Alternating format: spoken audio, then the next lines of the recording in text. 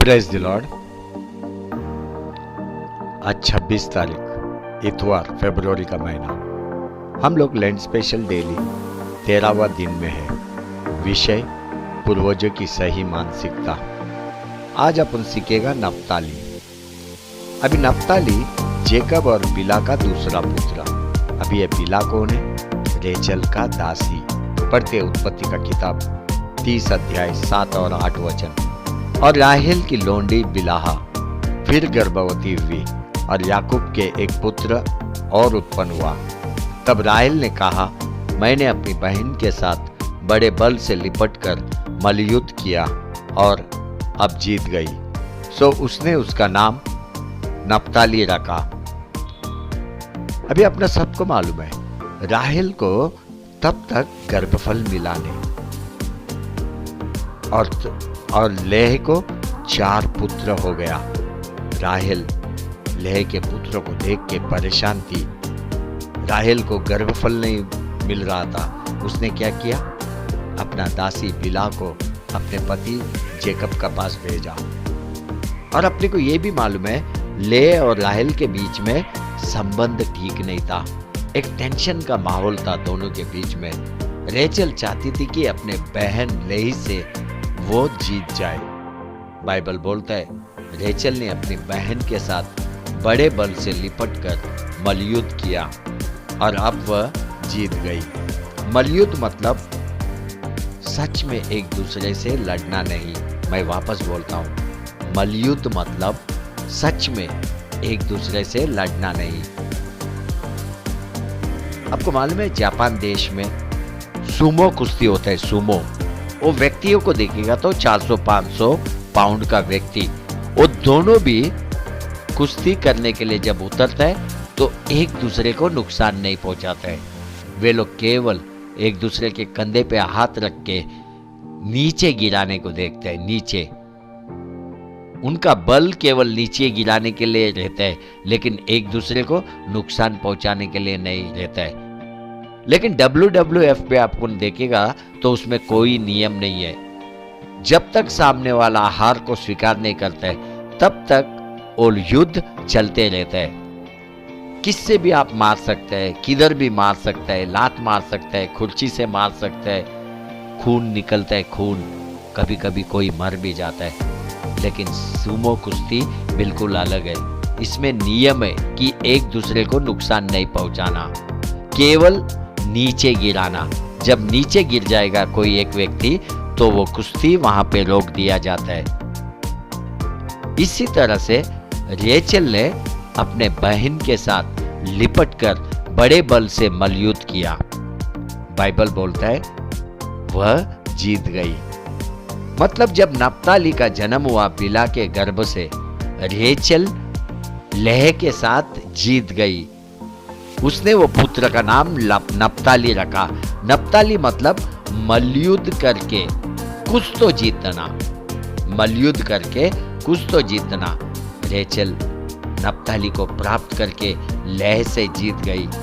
Sumo कुश्ती में बल और सामर्थ का उपयोग किया जाता है, पर क्रोध जलन को बिल्कुल जगह नहीं है। केवल बल उपयोग किया जाता है। रेचल बाइबल में बोलता है, बहन के साथ बल से लिपटकर मल्लयुद्ध किया। देखो, इस समय में हर वो जो परमेश्वर का शब्द सुन रहा है, मल्लयुद्ध को समझने का कोशिश कर। नप्ताली मतलब मल्लयुद्ध करके कुछ तो प्राप्त करना। रेचल और लेह के बीच रिश्ता ठीक नहीं था, पर वे कभी भी एक दूसरे के साथ हाथापाई नहीं किया, एक दूसरे के ऊपर जलन नहीं रखा, क्रोध नहीं रखा। आपको मालूम है, वो दोनों केवल बहन नहीं था, लेकिन एक दूसरे का सौतन भी था। आपको याद है जेकब का कहानी? वो राहेल से प्रेम करता था, राहेल से। जब विवाह का समय आया तो उसका ससुर लाबान ने जेकब को फंसाया। राहेल के जगह पे उसने विवाह मंडप में लेह को लेके आके विवाह कराया। तभी जेकब ने फिर से 7 साल ससुर के लिए काम करके रेचल से भी शादी किया। ऐसा 2 विवाह हुआ, याकूब का लेह के साथ, रेचल के साथ। अभी ये दोनों बहनों को अगर अपन देखेगा, इनसे सीखने का अच्छा गुण क्या है इन्होंने कभी झगड़ा नहीं किया, कभी भी झगड़ा को स्थान नहीं दिया, क्योंकि झगड़ा मतलब खून खराबा, झगड़ा मतलब क्रोध, जलन, झगड़ा मतलब दुश्मनी। झगड़ा का स्वभाव केवल नष्ट लेके आता है, नष्ट। लेकिन ये दोनों बहनों के अंदर का एक अच्छा स्वभाव, मल्ल युद्ध। मल्ल युद्ध, मल्ल युद्ध अपने को झगड़े से दूर रखता है। नप्ताली मतलब मल्ल युद्ध करके कुछ तो जीतना। जेकब ने नप्ताली को आशीर्वादित किया। पढ़ते उत्पत्ति का किताब 49 अध्याय 21 वचन। नप्ताली एक छूटी हुई हिरन है, वह सुंदर बातें बोलता है। जेकब क्या बोल रहा है, कौन सा आशीर्वाद दे रहा है? नप्ताली एक छूटी हुई हिरन है। हिरन किसको दर्शाता है? स्फूर्ति को, तेजी को, आजादी को, मन के शांति को। हिरन को जब भी आप देखेगा जंगल में, वे लोग झुंड में रहना पसंद करता है। ये हिरन का अच्छा स्वभाव है। बाइबल बोलता है भजन संहिता 18 अध्याय 33 वचन में, वही मेरे पैरों को हिरनियों के पैरों के समान बनाता है और मुझे मेरे ऊंचे स्थानों पर खड़ा करता है। परमेश्वर हमारे पैरों को हिरनियों के पैरों समान बनाता है। हिरन स्फूर्तिला और तेज तेज। नप्ताली और नप्ताली का गोत्र स्फूर्तिला और तेज था।